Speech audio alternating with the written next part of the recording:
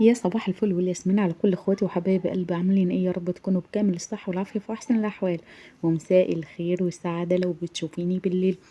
روتين بقى النهاردة من العيار التقيل، وقبل ما ندخل بقى ايه في الروتين النهاردة، تعالوا ندعو كده ان ربنا ينصر غزة وشعب فلسطين، وربنا يرفع عنهم البلاء والكرب اللي هم فيه يا رب.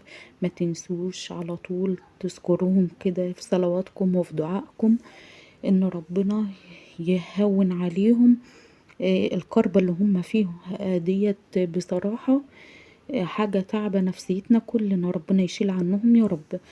كده بدأت يومي في ان كنت مشغلة الغسالة من بالليل، وطبعا انا بسيبها من بالليل مثلا لو مش هنشر الغسيل او عندي غسيل على المنشر. بفتح لها باب الغسالة كده علشان اعزكم الله ان الغسيل ما يغيرش ريحته. وبعد كده كان عندي لبن حطيته على النار يغلي، لان انا هحتاجه معايا في اليوم ده. روتين النهارده جامد جدا جدا جدا، ويا ريت ما تنسوش اللايك، واللي لسه ما اشتركش في القناه يا ريت يشرفني باشتراكه. وحابه اشكر كل الناس اللي انضموا لينا جداد، شرفتوني ونورتوني يا غاليين، كلكم على راسي من فوق بلا استثناء حد فيكم. ربنا يديمكم نعمه في حياتي يا رب. كده بدأت ان انا اتبل فراخ. حبيت اتبلها بدري علشان تاخد كده في التتبيلة، تاخد وتدي كده في التتبيلة، ويكون طعمها جميل جدا بصراحة. كل ما بتسيبي الفراخ منقوعة اصلا في التتبيلة بتكون روعة، طول ما تسيبيها متبلة كده تكون جميلة. انا سبتها حوالي ساعتين 3 كده متبلة. وكمان لو حابة تعمليها من بالليل احسن واحسن بامانة. انا صحيت بدري بقى اليوم ده، لان بكون مرتبة اولوياتي بقى، بقول باذن الله بكون بقى من بالليل، اقول باذن الله الصبح بقى انا ورايا ورايا ورايا. فاليوم اللي بيكون عندي ضغطة في الشغل بصحى بدري علشان الوقت يكون كده معايا، والدنيا تمشي بسلاسة معايا، بدل ما اكون مضغوطة كده. هقول لكم على التتبيله كانت معايا بصل مبشور زي ما شفتوا، وملح وفلفل وجنزبيل وبهارات فراخ زي ما شفتوا كده، وبابريكا ودبس رمان. ما عندكيش دبس رمان ما فيش اي مشكله، وعصره ليمونه. ورحت بقى خلطهم كلك ببعض كده، ورحت ماسكه الفراخ بالشكل اللي انتوا شايفينه دول. دولت وركين معايا كده مع جناحين، وعملنا بقى غدوة عظمة بصراحة. وكلنا والحمد لله الف شكر ليك يا رب بصراحة. ربنا يديمها نعمة ويحفظها من الزوال كده عشان هدخلها التلاجة طبعا. فقلت بدل ما اغطي مثلا الطبق اللي معايا ده برضو، وريحة البصل بقى بتطلع في التلاجة وكده، فتخلي التلاجة كلها طعمها بصل، لا هحطها في علبة كده واغطي عليها واسيبها للوقت اللي انا هبدأ اشتغل فيها كده زي ما شفتوا اهوت. يا ريت ما تنسوش اللايك يا حبايبي، لان اللايك هو اللي بيرفع الفيديو كده. رحت بقى على اللبن، شايفينه بقى هيغلي كده. وحابه اقولك معلومه كده على الماشي، لو بتغلي اللبن في حاجه تيفال ما تستنيش انه يعلى زي بالمنظر اللي انتوا شايفينه ده، لان التيفال بيفضل محتفظ بالحراره. فلو طفيت عليه وهو لسه بيبدأ يعلى فهيعلى بزيادة معاكي. يا ريت المعلومة تكون واصلة لك كده. هبدأ افطر بقى قبل ما ابدأ يومي بقى. والشقة بصراحة اليوم ده كان مليان شغل بأمانة، بس طبعا احنا ستات بيوت شاطرين وقدها وقدود طبعا كده اهوت. عملت نسكافيه. طبعا اللبن لسه مغلي معايا، وهاخد بسكوت كده، والحمد لله فضل ونعمة من ربنا. انا اغلب الوقت ما بفطرش اصلا الصبح، بس قلت عشان اليوم عندي مضغوط وكده، فمش هيكون عندي وقت بقى وهنسى نفسي بصراحة. فكده بعد ما فطرت بدأت احضر بقى الحاجة اللي انا هعملها، بحيث ان انا لما انزل، لان انا هنزل وارجع، فيكون عندي كل حاجة جاهزة كده، مش هستنى اقف تاني وابدأ بقى من الاول، لا لان بصراحة لسه الجو حر وبرضه بنيجي مفرهدين من برا، عبال طبعا ايه ما باخد شاور. ما بقدرش طبعا بصراحة اجي من برا وادخل على المطبخ على طول، لازم اخد شاور والدنيا تهدى معايا كده شوية واستريح شوية وادخل اتوكل على الله. الوقت ده هتقولي بتجري بقى وبتستريحي وبتاخدي وقت؟ لا طبعا بكون متكل على الله وعلى اللي انا عملته قبل ما انزل. بكون ايه عارفة ان الدنيا معايا كده ايه مظبوطة وهبدأ شغل على طول. لكن طبعا لو ما عملتش ولا تبلت فراخ ولا قشرت البطاطس وكده وحضرت ده كله قبل ما انزل، فطبعا بكون مضغوطة. يا دوبك باخد الشاور وبدخل على طول ايه على طول افتح الكاميرا على طول وابدأ اشتغل. يا ريت يا حبايبي تقدروا تعبنا، لان بصراحة قنوات الروتينات دي بتتعب جدا جدا جدا. اللي انا ملاحظاه ان المحتوى الهايف اللي ملهوش اي معنى اصلا على اليوتيوب هو اللي واخد نصيب اكبر. يعني مثلا محدش يزعل مني، قنوات التحديات، الاكل والشرب والكلام ده، انا عارفة انها ارزاق بتاعت ربنا، بس برضو نشوف ونقدر الناس اللي بتتعب. كده بعد ايه ما خلصت بدأت ايه اجيب معايا برضو غسلت الحوض، بحيث ان انا ايه بعد كده استعمله ايه على نظافة، ابقى مطمئنة كده ان الدنيا تمام. هتقولي لي انت غسلتيه وهتشتغلي تاني عليه؟ اه هشتغل وانا مطمئنة ان انا نضفت الدنيا كده حواليا وتمام، بحيث ان انا جبت خضار زي كده وبدأت اغسل. إيه هو ما اعزكم الله ما كانش متسخ، بس قلت انا كنت متبلة فراخ وكده، فبالمرة إيه بحيث ان لو حاجة اتنطورت كده وانا مش واخدة بالي، برضو تبقى الدنيا حوالين مني ايه نضيفة كده. وسريع سريع كده قشرت البطاطس وقطعتها، حبيت اديها شكل كويس بقى ايه، قطعت المخلل المشرشرة ديت بتديه شكل كويس كده، وبتشجع الاولاد انهم ايه ياكلوا تغيير كمان بالشكل اللي انتوا شفتوه ده. لو وصلت معايا لحد هنا يا ست الكل ما تنسينيش في لايك حلو من ايديكي. كده اهوت خلصت. وطبعا بعصر الطماطم كمان، هتقول لي حتى الطماطم هتعصريها؟ لان ساعات النور بيقطع، دلوقتي النور بعد ما كان بيقطع ساعة دلوقتي بيقطع ساعتين، فالساعتين دولت تكوني انت هديتي الدنيا فيهم شغل وانجزتي فيهم وخلصت حاجات كتيرة قوي في الساعتين دولت. فما توقفيش نفسك علشان حاجة، يعني بالمرة اعملي الطماطم، مش هتاخد معاكي 5 دقايق عمل ايه ما تعمليها، قطعتها وبالهاند بلندر كده وايه عملتها كده. طبعا بقى ايه بعد ما نزلت ورجعت، انا نزلت كده ايه ورجعت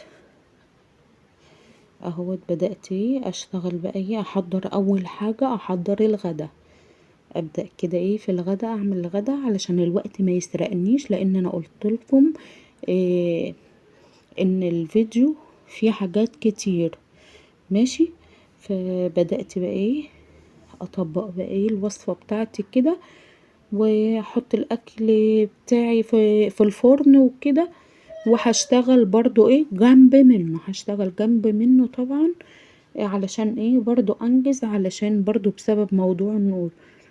كده اهوت شلت الفراخ. طبعا انتوا عارفين اسعار البصل وكده، فقلت بدل ما اقطع بصلايه فهاخد ايه البصل اللي متبل ايه بالفراخ ده برضو هيدي معايا ايه للخضار طعم.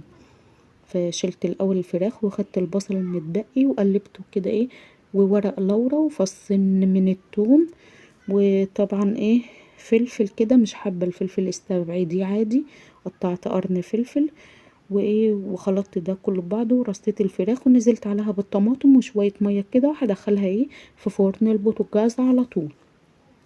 طبعا بتكون النار عاليه، وبكون مشغله الفرن كمان يسخن معايا من قبل ما اشتغل، علشان ايه ينجز معايا، بحيث ان انا ادخل ايه الحاجه في البوتاجاز على طول ايه تبدا كده تشتغل وتسخن وتغلي على طول. كده ايه هعمل جنب منه ايه طاجن الرز بالشكل اللي انتوا شايفينه ده، مفيش اسهل من كده. يا دوب غسلت الرز ورشة فلفل، مش حابة الفلفل انت حرة، وحطيت ملح على اللبن ومسخنة اللبن كمان عشان يدخل يغلي على طول. كده هوريكم الحاجات اللي انا جبتها النهاردة ديت حاجات للتفريز. هفرزها بقى، بتسهل معايا في الشتاء، بحيث ان مثلا في الشتاء كسلتي مثلا تنزلي السوق ومحتاجة حاجة تبقى عندك. ديت من بداية تحضيرات حاجات كده تنفعك في الشتاء بإذن الله إذا عشنا، وعامة هتنفعك النفع ربنا. بوريكم انا شوية الحاجات دولت ب55 جنيه بس. يعني لو كل سوق هتطلعي 50 جنيه هتفرزي وتملي ما شاء الله الفريزر او الديب فريزر عندك، والدنيا بإذن الله بإذن الله تكون عمرانة عندك كده.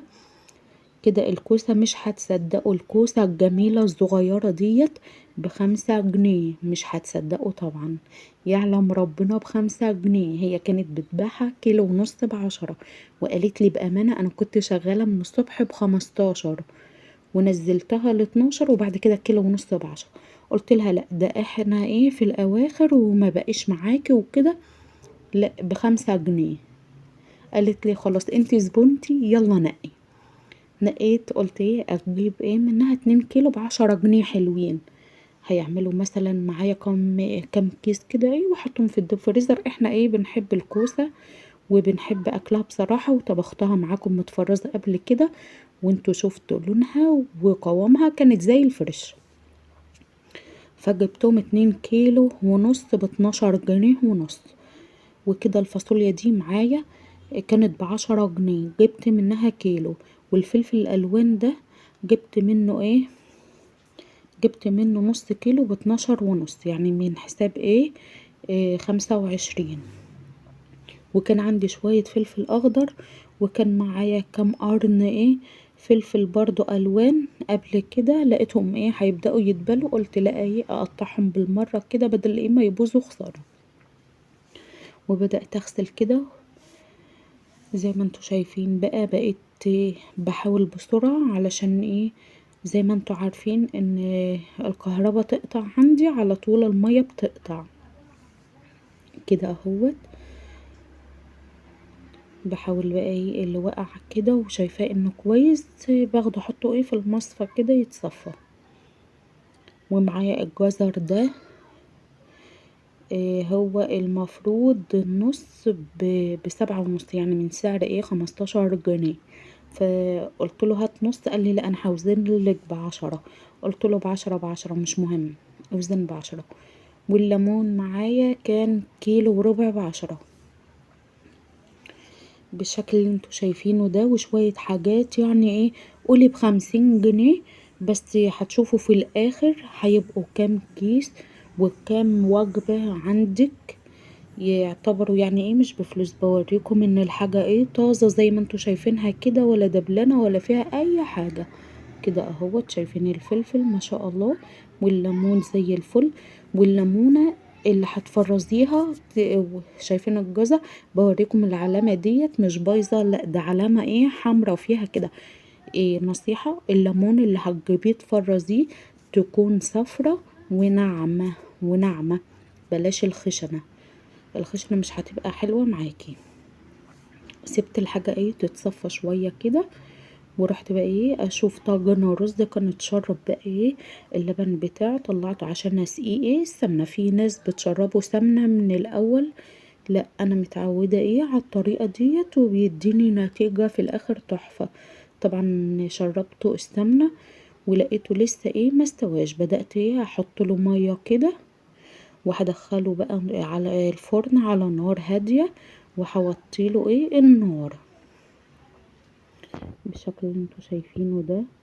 وكان طعمه تحفة، هتشوفوا النتيجة على السفرة. بقى جبت دفاية كده وبدأت اوزع معايا. طبعا النور كان طافي في المقطع ده لو واضح ليكم بقى، عشان الخضار ينجز معايا واخلص بقى، وعشان كمان ما بيتهوش بره ويدبل. جبت بقى دفاية كده وحطيتها على السفرة، وبدأت بقى ارص بقى افرد معايا الخضار زي ما انتوا شايفينه كده، وهينشف بكل سهولة. وابدأ ايه اشتغل فيه بالشكل اللي انتوا شايفينه ده. ما شاء الله، سبحان الخالق في الالوان، كل لون بفايدة معينة للجسم كده. كده بوريكم ان انا طلعت الاكل وايه، يعني الفراخ خدت لون سنة معايا. طبعا كان النور كان طافي وما كنتش شايفة، انت عارفين طبعا نظر اختكم، ربنا ينورهم لكم يا رب. كده بدأت ايه احط الاكل كده ايه للغدا. شايفين البطاطس محتفظة بقوامها وشوية رز ولا اروع، وبتنجان مخلل، وفضل ونعمة من ربنا، ربنا يديمها نعمة ويحفظها من الزوال يا رب العالمين. كده لميت بقى معايا ايه، لميت الخضار من على الدفاية بعد ايه ما نشف. بدأت ايه احط الليمون زي ما هو كده. عايزة تاخدي افضل نتيجة من الليمون تشيليه زي ما هو كده. حابة تستعمليه هتطلعيه، عندك ميكروويف هتحطيه في الميكروويف هيسيح على طول. ما عندكش ميكروويف زي حالاتي، ربنا يرزق الجميع يا رب، هتحطيه في طبق فيه شوية مية، عبل ما تخلصي كام شغلان حوالين منك على السريع كده هتبصي تلاقيها ايه بقت تمام معاكي، وهتاخدي منها احلى عصير ليمون. وكمان ب...